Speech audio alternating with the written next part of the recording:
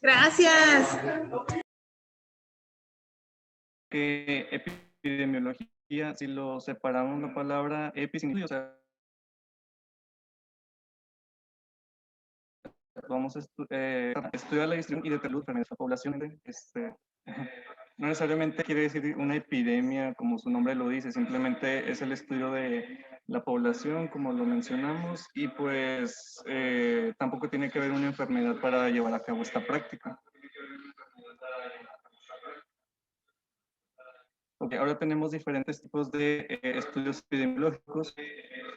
Tenemos lo que es la epidemiología descriptiva. Esta obtiene, organiza, presenta, describe datos con propósito de facilitar las investigaciones y generalmente con el uso de apoyo de tablas, medidas numéricas o gráficas. Este es más que nada un estudio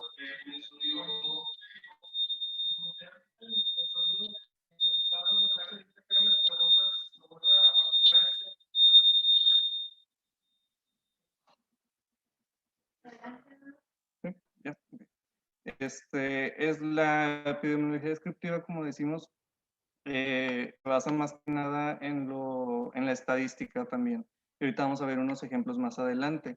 Tenemos la epidemiología analítica, que esta se usa para probar hipótesis con el uso de diferentes diseños de investigación. Esta busca mediante la observación y experimentos también. Y ahorita también vamos a mencionar unos ejemplos de estudios de investigación que se basan en este tipo de ramas de la epidemiología.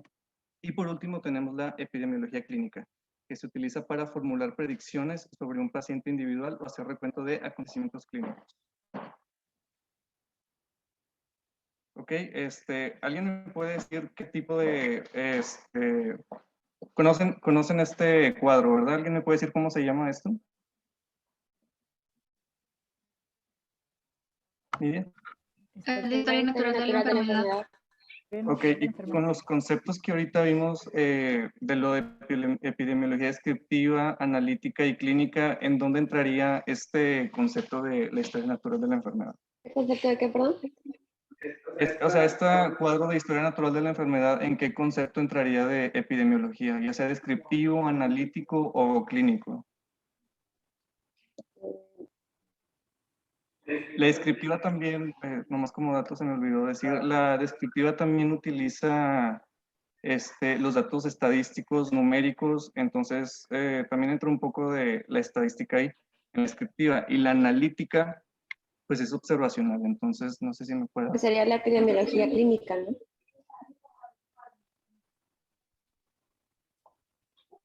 ¿La describo? Bueno, pues empezamos primero por el agente.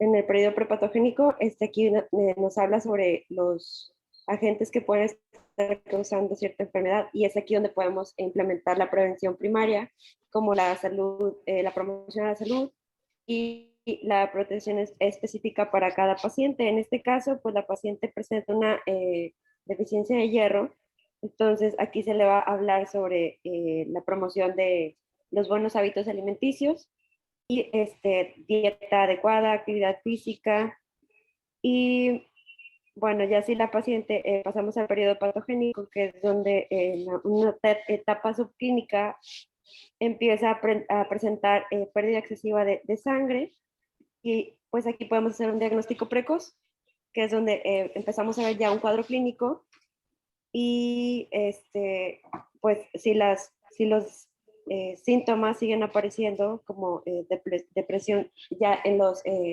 estudios clínicos de laboratorio, perdón, pues ya tenemos que dar también un tratamiento oportuno. Entonces, así es como va subiendo los niveles en el horizonte clínico que aquí aparece y ya entramos de una etapa subclínica a una etapa clínica. Y si los síntomas siguen apareciendo, pues la enfermedad sigue apareciendo. Entonces ahí es donde tenemos que entrar ya a una prevención terciaria, que es para limitar el daño del paciente, donde damos un tratamiento más profundo, como la transfusión de sangre. Y si esto tampoco sigue funcionando, si no seguimos dando una buena atención, pues el paciente puede presentar más daño y puede llegar a la muerte. Entonces, todo esto nos ayuda a dar un seguimiento del paciente, a dar los tratamientos, pero pues todo empieza prácticamente desde la prevención primaria y pues el diagnóstico precoz.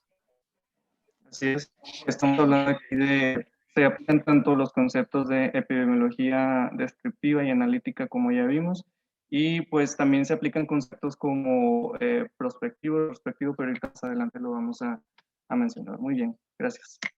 Ok, ahora tenemos dentro de la epidemiología descriptiva, les vuelvo a repetir, son métodos estadísticos también. Tenemos lo que son las medidas de frecuencia, tenemos la prevalencia, que es la proporción de individuos de una población que presenta los mismos síntomas en un momento dado y se representa por medio de la ecuación número de total de casos existentes al momento en el total de la población en el momento. Y puse un ejemplo de de una revisión en donde, pues como sabemos, el virus del SARS-CoV-2, la mayoría de los pacientes presentan síntomas. Entonces, en este estudio se reclutaron pacientes que ya tenían el diagnóstico de esta enfermedad y solamente se les encuestó o no logré encontrar qué método usaron, pero solamente sacar el número de pacientes que no presentan síntomas. Entonces, simplemente una revisión narrativa estudió la prevalencia de pacientes Ok, hasta asintomáticos. ahí, Eduardo. Asaf, ¿me puedes dar algún otro ejemplo de un estudio de prevalencia?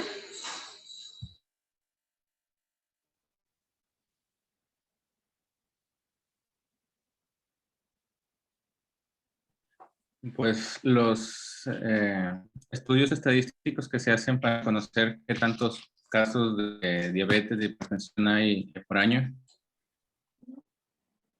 Y si yo te dijera qué tipo de prueba estadística tengo que utilizar para sacar una prevalencia, ¿qué me dirías?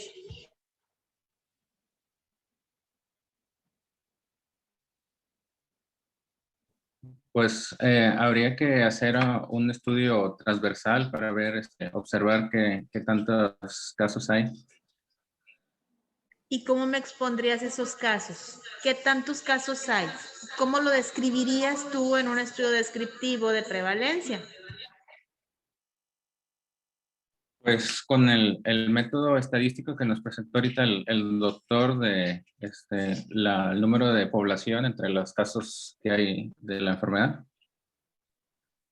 En una prevalencia, muchachos, en un estudio descriptivo, vamos a tener únicamente razones y proporciones. Yo tengo un grupo de población para analizar la enfermedad que ustedes gusten y vean, pero yo no voy a hacer una intervención en esos participantes. Yo necesito saber cuánto número de pacientes se infectó por COVID y fueron sintomáticos. Y yo voy a describir cuántos números de pacientes que tuvieron COVID fueron asintomáticos. Eso me va a dar una frecuencia. ¿Okay? Y esa frecuencia yo la puedo expresar en un porcentaje. ¿Okay? Por eso aquí en la fórmula dice número total de casos existentes al momento entre total de la población en el momento. Expresa en un porcentaje o en una frecuencia. ¿Ok? Y cuando vayan a ver un estudio descriptivo que te emite una prevalencia, habitualmente te ponen de 254 participantes, entre paréntesis fue el 63%. Esa es una prevalencia. ¿Ok? Ok, nada más como dato, no sé si alguien leyó acerca de los estudios prospectivos y retrospectivos. No sé si alguien me pueda dar más o menos la diferencia de cada uno de...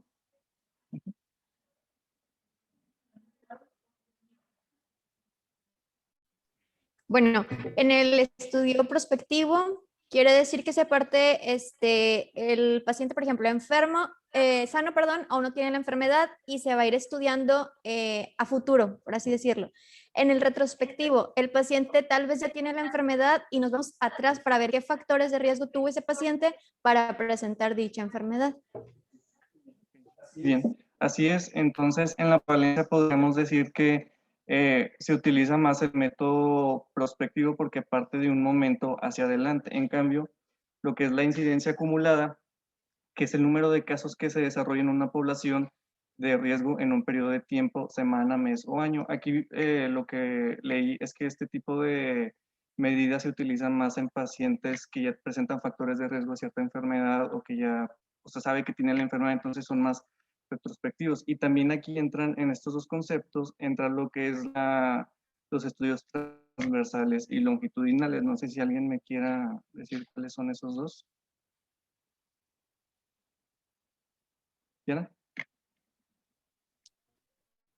Los transversales nada más se estudia, por ejemplo, en ese momento. Se realiza la entrevista o la encuesta a los pacientes o a la población, y longitudinal es que vas a llevar seguimiento de ese paciente durante un tiempo. Ok. Y tú misma, no sé si quieres responder, la prevalencia, ¿tú qué crees que sería transversal o longitudinal?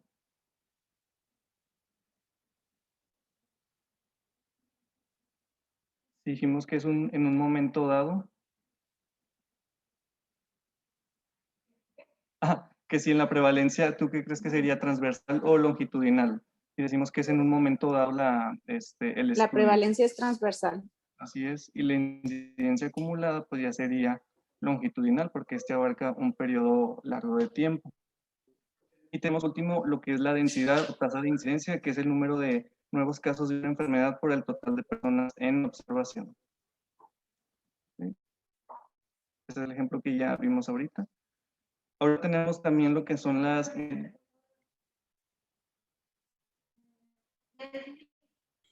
Leslie, Edith, ¿nos puedes hacer una explicación más a fondo de lo que es incidencia? ¿O poner un ejemplo? Incidencia es el número de casos en una población. Por ejemplo, en una población es el número de casos que va a surgir en una enfermedad, en un grupo determinado de personas. Un ejemplo es, no sé, pacientes con tuberculosis. El grado de incidencia aquí es alto, pero influyen diferentes tipos de factores. ¿Y de qué me sirve emitir una tasa?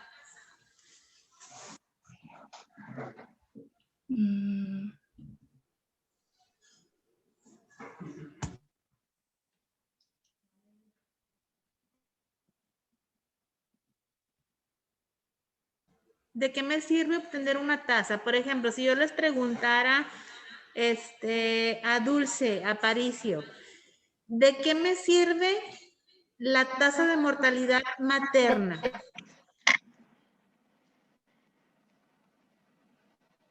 Dulce, ¿me escuchas?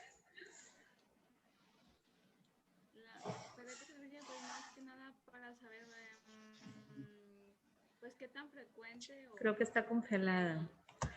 Vamos a ver. Michelle Toro.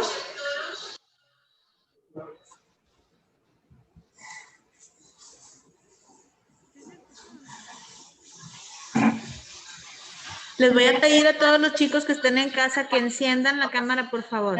Adelante, Joaquín. En el caso de la muerte materna, nos podría servir para saber si hay algún factor de riesgo nuevo que esté causando muertes maternas. Si la tasa nos dice cuántos casos nuevos hay, entonces si vemos un aumento, podemos inferir que hay algo nuevo en el entorno que está causando la muerte. En cambio, si vemos que está bajando, podemos deducir que los protocolos que se están implementando están funcionando y están bajando las muertes maternas. Ok, una tasa habitualmente te indica si un país tiene un porcentaje de desarrollo o no. ¿Okay? Hay países en los que la tasa de mortalidad materna es muy baja y hay países en los que la mortalidad materna es muy alta.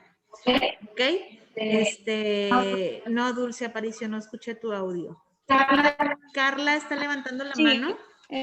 También Adelante, Carla. aportar lo de la incidencia, que por ejemplo en enfermedades que son en cierto tiempo, nos sirve para darnos cuenta si es más común en esos meses, en esos años y cuáles son las causas. Bueno, separándolo de muerte materna a algo como resfriados, diarreas.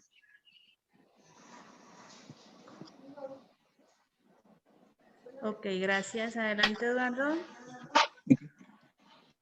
Tenemos también lo que son las medidas de asociación. Sí tengo prendido el micrófono.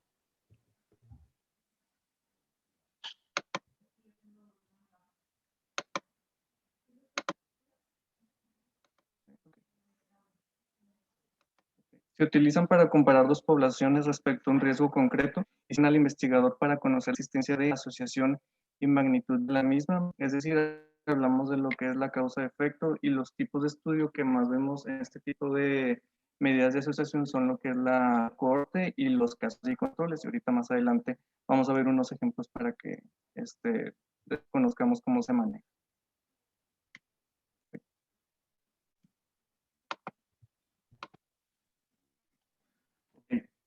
Dentro de las medidas de asociación tenemos lo que es el riesgo relativo, que es la probabilidad de que una enfermedad se desarrolle en un grupo expuesto en relación al grupo no expuesto. Y tenemos el odds ratio o razón de momios, me parece que se llama, pero no sé.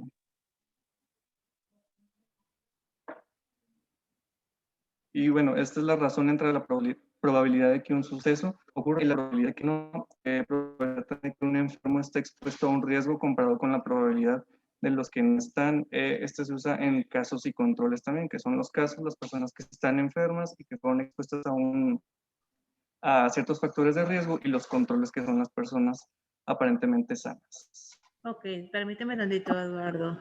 Michelle Toro. ¿Me escuchas? Sí. Ok, Michelle, ¿me podrías explicar en qué tipo de estudio podríamos encontrar el riesgo relativo de acuerdo a la definición operacional que te está dando Eduardo?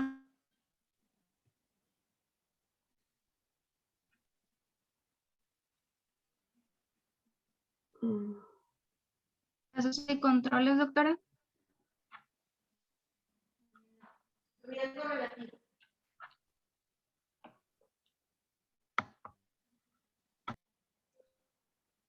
Fíjate bien. En riesgo relativo, la definición que te ponen es la probabilidad de que una enfermedad se desarrolle en un grupo expuesto en relación a uno no expuesto.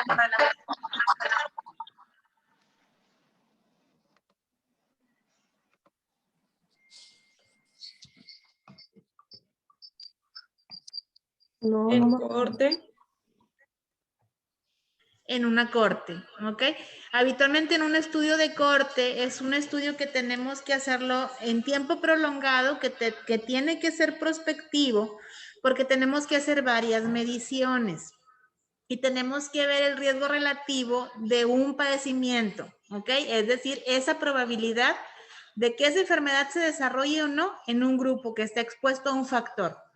Por ejemplo, un ejemplo de un estudio de una corte es, por ejemplo, en el grupo de embarazadas. ¿Por qué? Porque va a ser una corte que va a durar 9 meses o menos.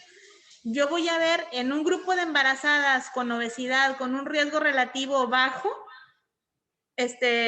con un riesgo reproductivo bajo, perdón, a ver cuántas embarazadas van a desarrollar preeclampsia o diabetes gestacional. Entonces yo voy a hacer una medición en el que voy a ingresar a las mujeres que salgan con un pie positivo después de una menorrea secundaria, que no tengan método de planificación familiar, que tengan vida sexual activa y que deseen un embarazo, y voy a juntar un grupo de pacientes. Ya las tengo juntitas, las voy a ir midiendo mes con mes en el control prenatal y voy a ver quiénes aumentan más de peso, voy a ver en quiénes aumenta más la glucosa en ayuno, voy a ver quiénes tenían ya diabetes no asociada al embarazo o hipertensión no gestacional, y vamos a ver quiénes de ellas van a desarrollar una enfermedad. Entonces las tengo que medir en varios meses para ver al final del embarazo cuántas desarrollaron esa enfermedad. ¿Qué características estoy diciendo de cómo sería el estudio de investigación? Son las características de una corte. Alberto Benítez.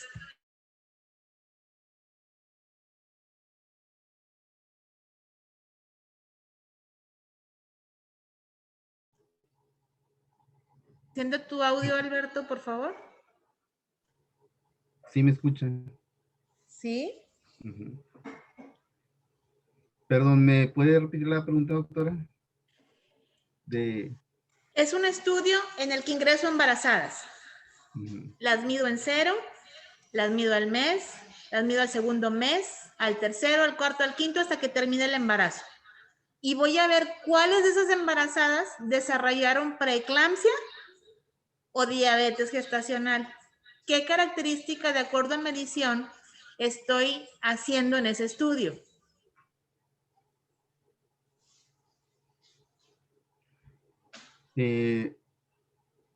Bueno, la característica es de que está haciendo el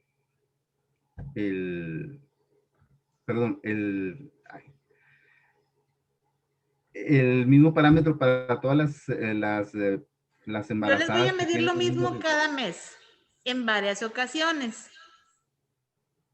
Acuérdense que los estudios, de acuerdo al número de mediciones, se dividen en los estudios en los que solamente hago un tipo de medición y en los estudios en los que tengo que hacer 2 o más mediciones. Entonces, este es una corte y voy a hacer varias mediciones en cada mes que vayan al control prenatal. ¿Qué tipo de estudio, de acuerdo al número de mediciones, sería una corte? un tipo de estudio mixto de investigación cuantitativa o cualitativa. Estamos hablando solamente del número de ¿A eso mediciones. se refiere? No, al número de mediciones. ¿Cómo se clasifican? Dulce Anaís. ¿No sería tipo longitudinal? Es longitudinal. Acuérdense que los estudios de investigación tienen diferentes clasificaciones y específicamente la corte, que es un estudio que voy a ver a presente y futuro, es un estudio prospectivo por naturaleza y longitudinal por naturaleza porque tengo que ir observando a la población. A ver en qué momento cada individuo desarrolla lo que yo estoy estudiando. Ok, yo esperaría que las que van a tener preeclampsia, pues después de la semana 20, a lo mejor vamos a empezar a tener variaciones de la presión arterial media y dices, bueno, estas van a tener preeclampsia, pero tengo que medirlas en diferente tiempo. Entonces, esa es una característica de un estudio longitudinal. Ahora le pregunto a Cristian, ¿qué tipo de estudio estoy haciendo referencia cuando la razón entre la probabilidad de que un suceso ocurra y la probabilidad de que no ocurra exista? ¿Qué tipo de estudio?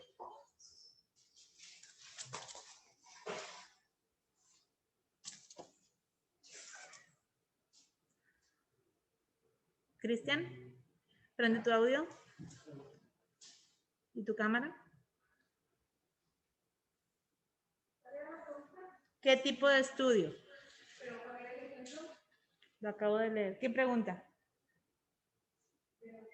Hay que poner atención. Odds ratios, ¿en qué tipo de estudio?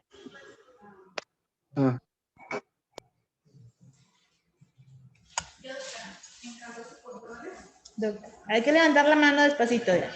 Casos y controles. ¿Qué otra característica tiene casos y controles, Diana? Que pues tú vas a controlar, uno va a estar expuesto al factor de riesgo o a la enfermedad, pues sí, a un factor de riesgo, por ejemplo, los mineros o unas personas que estén expuestas al humo del tabaco y otras que no. Y vamos a observar quién va a desarrollar cáncer de pulmón, si los que están expuestos al humo del tabaco o los que no están expuestos. Entonces tú me estás diciendo que es prospectivo. Sí. O no, también puede ser retrospectivo porque puedes interrogar a las personas quienes han estado expuestos durante los ¿Qué años. dice la literatura de acuerdo a la naturaleza de un casos y controles?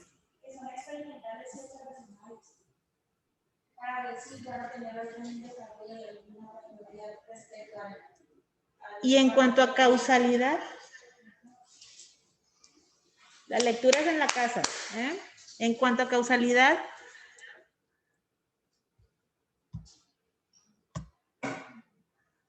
Estefanía Nabor, casos y controles. ¿Qué características tiene un estudio casos y controles?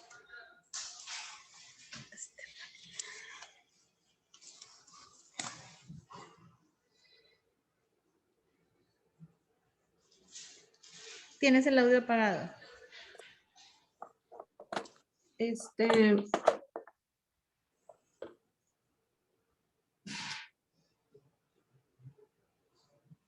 No sé, doctora. ¿No? Fernando, de la 32. Sí, buen día, doctora. Ajá. Sí. En casos y controles tenemos una característica. ¿Cuál es? ¿Qué es observacional? Es también, Analítico. ay, perdón. Es también epidemiológico, ¿no?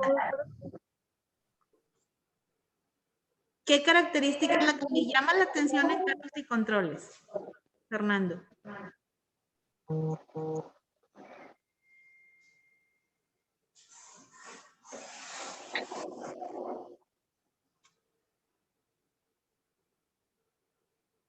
No recuerdo, doctora. Okay. Cristian. Que es de efecto causa. Efecto causa. Compara el efecto causa. Efecto causa. La exposición a algo, ¿no? Y el grupo no expuesto. Más o menos. ¿Alguien que haya leído casos y controles y la característica que tienen?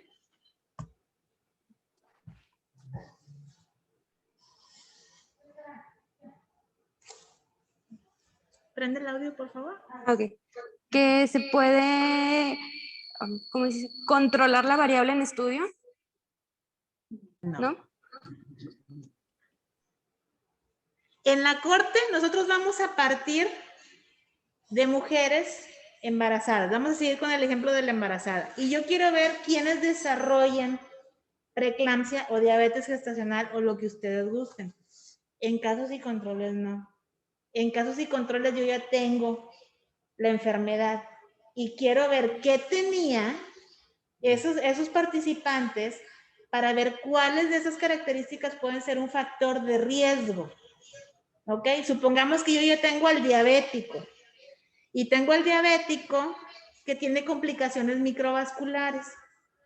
Y digo, bueno, tengo 1000 diabéticos y nada más 285 tienen complicaciones microvasculares. ¿Qué característica tenían ellos presentes para que desarrollaran esa complicación si los otros restos de los 700 y pelos no desarrollaron complicaciones? El casos y controles es retrospectivo por naturaleza. Yo ya tengo una base de datos con un diagnóstico, con un efecto y tengo que ver qué características estuvieron presentes para ver, no sé, oye, tenía los diabéticos y de los 285 que desarrollaron una complicación microvascular, casi todos tenían una obesidad tipo 3. Bueno, ¿qué dice la literatura? Bueno, la literatura me está diciendo que la obesidad es un factor de riesgo para diabetes y para complicaciones. Ah, bueno. Ahí se tiene que hacer un análisis estadístico para ver entre los casos y los controles qué riesgo tenían esos que estuvieron expuestos a la obesidad. Van a tener 2 o más veces mayor riesgo de tener una complicación que los que no tienen obesidad, a pesar de que tengan diabetes. ¿Verdad? Entonces, el casos y controles es retrospectivo. Yo ya tengo a la población con el padecimiento y tengo que ver, mi pregunta es ver qué factores fueron de riesgo y qué factores fueron protectores para que ese paciente que me desarrolló la enfermedad, qué fue lo que le pasó. Entonces, la corte tiene que ser prospectivo. Nos vamos a futuro y tengo que medir en varias ocasiones hasta que se presente la enfermedad. Y en casos y controles, yo ya tengo a un grupo con una enfermedad y tengo que irme para atrás para ver cuáles podrían ser los factores que desarrollaron la complicación o la muerte o la presencia de la enfermedad. ¿Ok? Pero en casos y controles solamente voy a tener una medición, la actual. Ya tengo a la enferma, cuáles son obesos, cuáles son sedentarios, ¿ok? Adelante.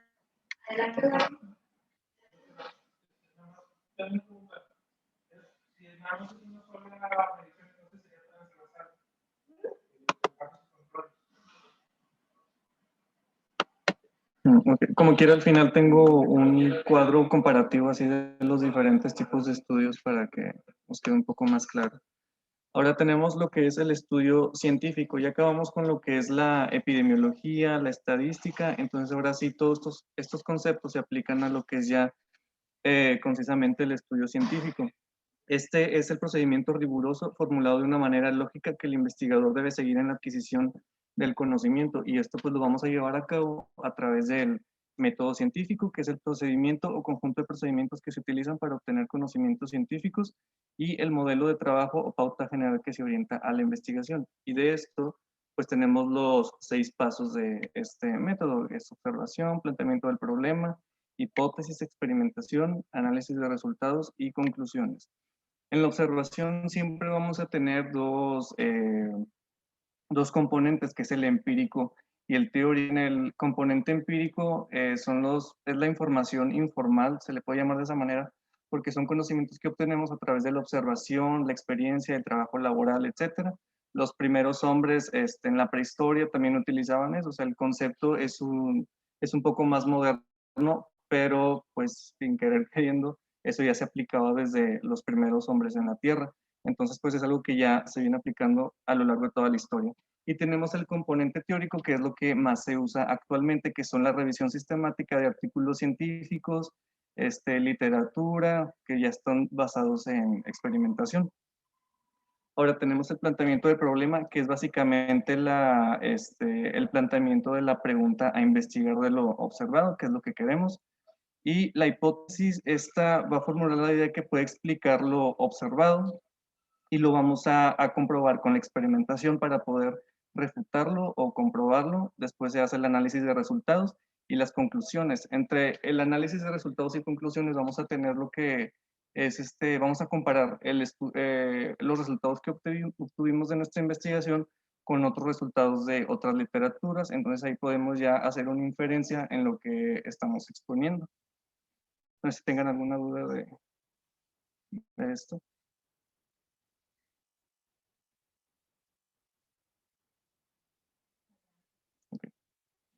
Ahora que ya estamos viendo lo que son los tipos de estudio científico, según los objetivos puede ser descriptivo, permite constatar hechos y generar hipótesis. El analítico pues permite contrastar la hipótesis. Según la orientación, transversales, se estudia la exposición y el desenlace en un momento de intervención.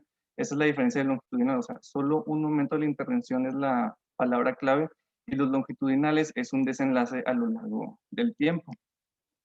Según el tiempo puede ser retrospectivo, cuando los hechos a estudiar ya han tenido lugar al iniciar el estudio. Como mencionaba la doctora, tenemos el caso de las embarazadas, entonces ya sabemos qué factores de riesgo presentaron con anterioridad. Entonces, esos son los casos y controles. Y los prospectivos son los hechos a estudiar que no han tenido lugar aún y los sujetos son seguidos hasta obtener el resultado. Según la intervención, observacionales, cuando el investigador no interviene directamente en la intervención o exposición, y los experimentales, cuando la asignación al factor de estudio la realiza el investigador. Ahora tenemos si existe un grupo control. Con grupo control, cuando se comparan resultados con los obtenidos en el grupo de estudio, y sin grupo control no se comparan los resultados. Y aquí tenemos un resumen de lo que son los tipos de estudio. No sé si alguien me lo quiera resumir.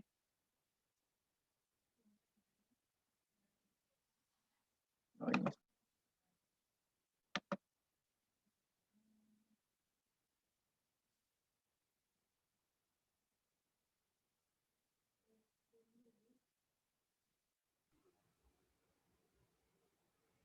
Valeria Magallán. ¿Nos escuchas, doctora? Sí, doctora. ¿Nos puedes explicar este flujograma que nos dejó aquí el doctor, por favor? A grosso modo, es un resumen de lo que vimos.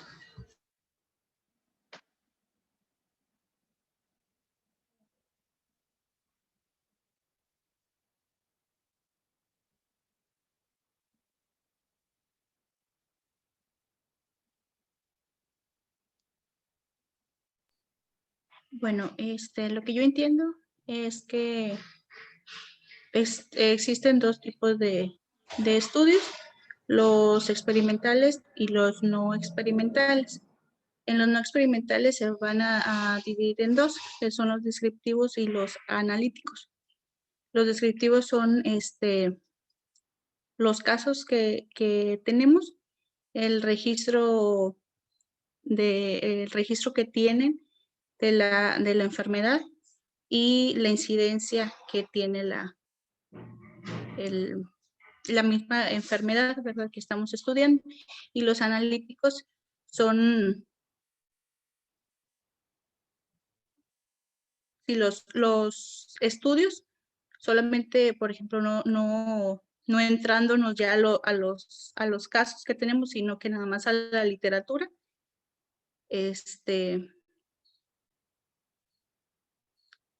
Lo que yo entiendo es más como que la cualitativa y cuantitativa. No sé si esté mal. Adelante. Aquí nada más me faltó agregar que, por ejemplo, los experimentales y los no experimentales observacionales van a tener en común que pueden ser de tipo mixto, cualitativo, cuantitativo. Las variables cualitativas son simplemente, como su nombre lo dice, la calidad, la característica de la población estudiada o de las variables, y lo cuantitativo se expresa en números, son más números estadísticos, y los mixtos se pueden usar ambas variables o una comparativa de las dos. Jessica Lorena, ¿puedes continuar con la interpretación de este mapa conceptual?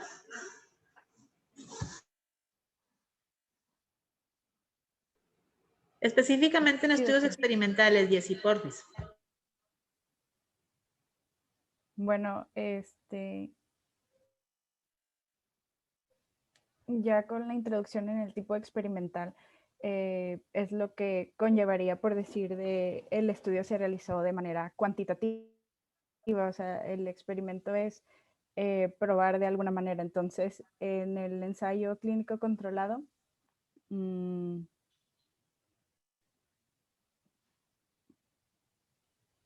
o sea, ya estás utilizando variables y las vas a,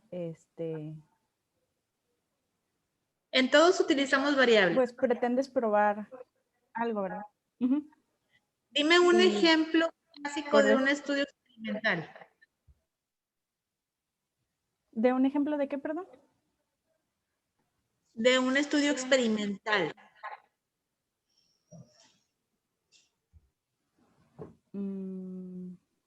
Y sí lo han visto y lo han leído. Así clásico. De un ensayo clínico. ¿En dónde se utiliza un ensayo clínico? ¿Es cuando tenemos ya un grupo control?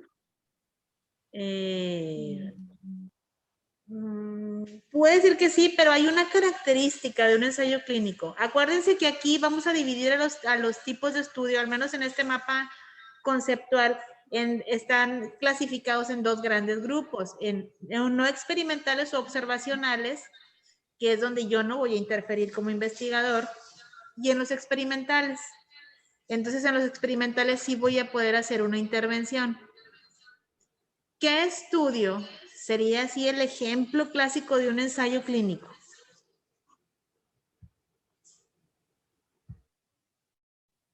¿Las vacunas?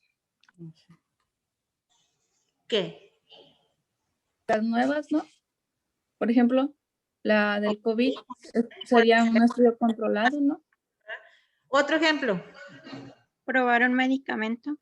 La prueba de un medicamento, ¿ok? Yo tengo que ver qué efectos va a tener el medicamento, terapéuticos, efectos secundarios, si ya se experimentó con animales, y X, y ahí ya existe una intervención, ¿ok? ¿Quién me puede decir, a ver, Beatriz, un ejemplo de un metaanálisis? ¿Qué es un metaanálisis?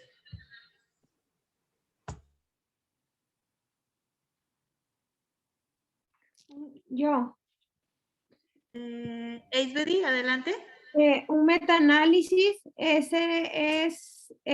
como el estudio de varios estudios ya, o sea, voy a recopilar estudios y voy a estudiar, o sea, es de varios estudios, no solamente uno, ya debo de tener varios estudios y yo voy a experimentar con todos esos estudios, o sea, voy a sacar una conclusión de todos ellos. ¿Me explico?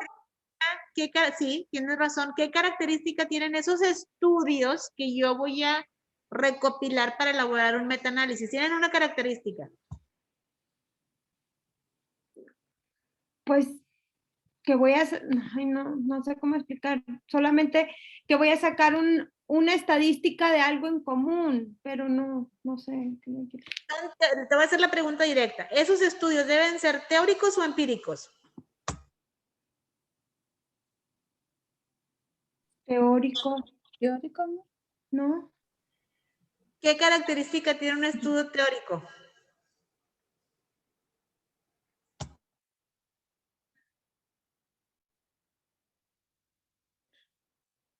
¿Y qué característica tiene un estudio empírico?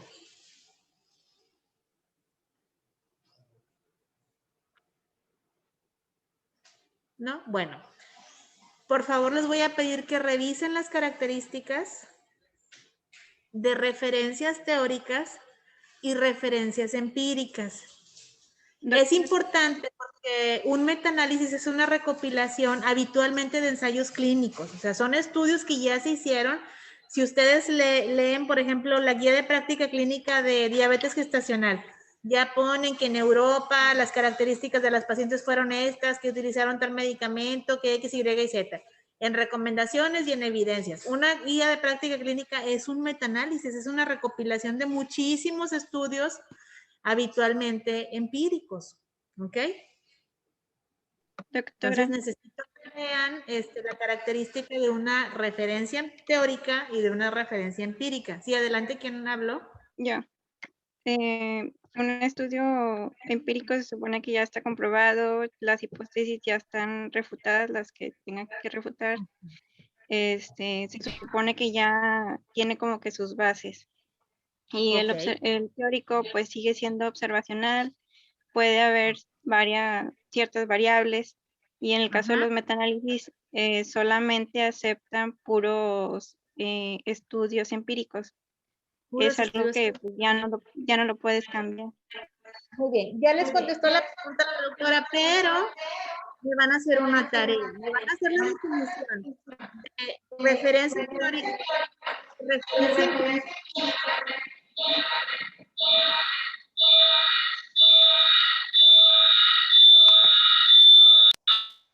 Perdón, es que el audio aquí se está viciando. Referencia teórica y referencia empírica, y me van a buscar 5 artículos teóricos y me van a buscar 5 artículos empíricos. ¿Ok? Para el lunes. ¿Ok? Y ahorita lo subo a Classroom como tarea. Adelante, Eduardo.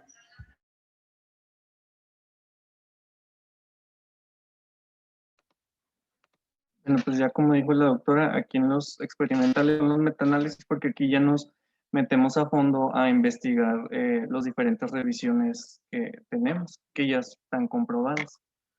Este es un ejemplo de un artículo en el que se tratan el manejo de lesión de parálisis, de lesión del plexo braquial en niños neonatales. Entonces, ¿alguien me podría decir qué tipo de estudio es con el puro tema?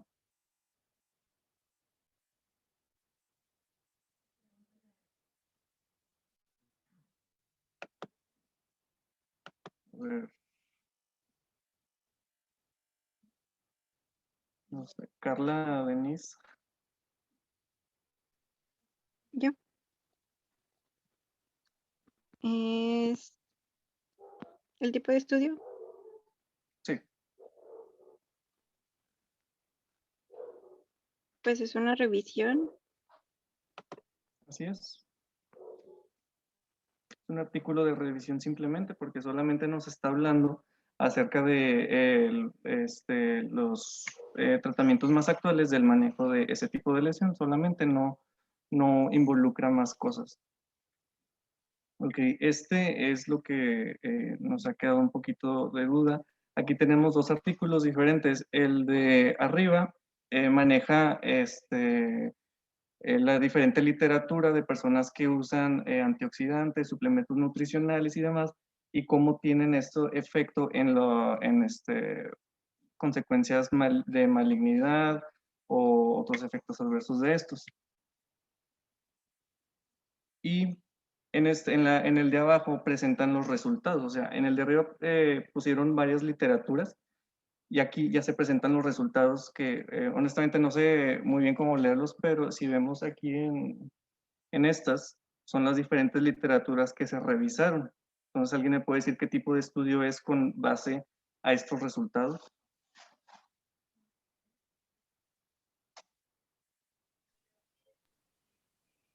Es un metaanálisis. Así es, un metaanálisis. ¿Por qué? Porque es de varios estudios. Okay, sí, son 6 estudios los que se tomaron en cuenta y aquí ponen el peso de la de la veracidad de la información y pues son estudios ya comprobados y es un metaanálisis. Ok, ¿alguien me puede ayudar a leer estos dos párrafitos que están con llave, por favor?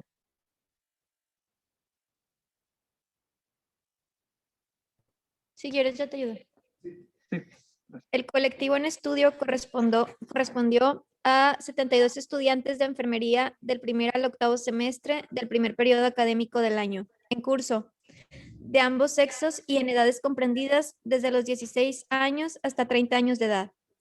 Los resultados obtenidos correspondieron a un 58% de conocimientos que tienen los estudiantes en formación sobre métodos naturales, 42% métodos hormonales, 63.30% métodos de barrera, 40.30% métodos quirúrgicos, con predominio de nociones en el octavo semestre. Okay. Tú mismo, no sé si alguien más quiere participar. Hay 3 características principales en este estudio, no sé si alguien me las pueda decir. Desde el tema nos dice ya mucho, dice conocimiento de métodos anticonceptivos. Simplemente qué tipo de, ¿es experimental o no experimental? No experimental. No experimental, porque pues no está entrando, simplemente sería tal vez un tipo de encuesta solamente. Si es, tal vez lo hicieron en forma de encuesta. Si es así, ¿qué tipo de, si es transversal o longitudinal? Transversal. Transversal, ¿por qué? Porque nada más fue en ese momento. Ajá. Así es en un momento de la investigación. Ok, es observacional, descriptivo de corte transversal. Ok, y ya tenemos el último ejemplo. Estos son 2 estudios diferentes. En uno, en el de arriba, se utilizaron 7,729 pacientes, aparentemente sanos todos, en los que se investigaron cuáles serían factores de riesgo para, se analizaron las fases de sueño y cuáles son factores de riesgo de mortalidad los que tenían problemas para dormir. Entonces, pero cuando agarraron reclutaron a los pacientes en este estudio, en el de arriba, pues son aparentemente sanos todos, entonces todos entran por igual, todos tienen las mismas características hasta ese momento. En el de abajo, aquí sí dice factores de riesgo para trombosis venosa profunda y embolismo pulmonar, y aquí sí se identifican, agarraron pacientes sanos y pacientes con factores de riesgo. Entonces, ¿qué tipo de estudio es el de abajo? Ahí dice. Son casos y controles. ¿Por qué?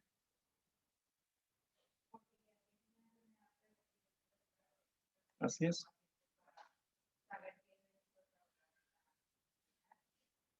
Así es, ya están los casos que serían los pacientes que son los que tienen enfermedad y los controles son los pacientes aparentemente sanos.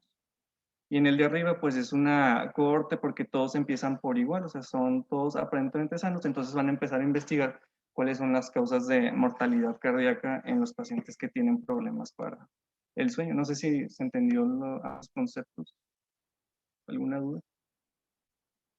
Y este ya es un resumen de los tipos de estudios, un cuadro comparativo acerca de lo que hemos visto. Tenemos que las cohortes, pues sabemos que son observacionales, prospectivas, longitudinales y pueden ser descriptivas o comparativas. Y los casos y controles, que es observacional, retrospectivo, longitudinal y comparativo de causa y efecto. Y no sé si tengan alguna duda de los tipos de estudios que hemos visto. Chicos, de las 6, 8, 27, no se desesperen. Investigación es estar leyendo, estar revisando. Una parte fundamental de la investigación es que a partir de hoy, con esta base que están iniciando, empiecen a analizar cada una de las referencias bibliográficas que ustedes busquen, que ustedes lean o que vayan a necesitar para una sesión. El estar haciendo lectura crítica es lo que más te va a dar herramientas para que entiendas y comprendas investigación más rápido. Ahorita se van a sentir un poquito perdidos. Obviamente los de nosotros también, no crean que los de nosotros ya se saben, todos están igual que ustedes. Están en cero. Entonces, entre más lectura hagamos de este tipo, más se les va a empezar a viciar el tipo de ver un artículo, porque a veces tú lo lees y dices, ay, está muy bien, está muy reciente, pero realmente no tiene una metodología que sustente adecuadamente que es un buen artículo, que estuvo buen hecho y demás. Entonces, esta tarea de los artículos que les pido es más que nada para que los analicen y quiero que logren identificar cuál es una referencia empírica y cuál es una referencia teórica. ¿Ok? Adelante, Eduardo. Y pues no, ya sería todo. Ok. Si quieres, deja de compartir. Gracias. Ok, no sé si tengan alguna duda o pregunta. Yo creo que tienen